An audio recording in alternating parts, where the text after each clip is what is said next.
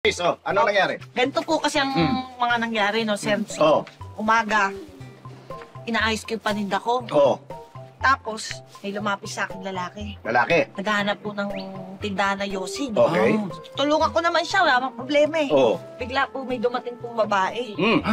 Tapos nagkasagutan Ano ka? sila. Oh. Kainitan sila ng sagutan talaga. Ay, hindi ko po mapigilan talaga.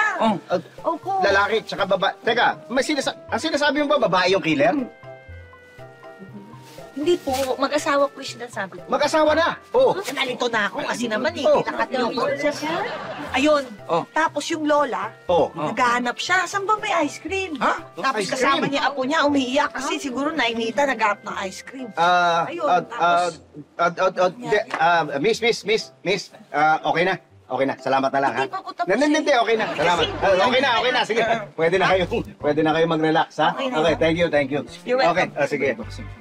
Paki-strike out mo na rin yung statement ng tindera ng halo-halo. Okay, sir. Okay, sige. Teka, sir. Oh.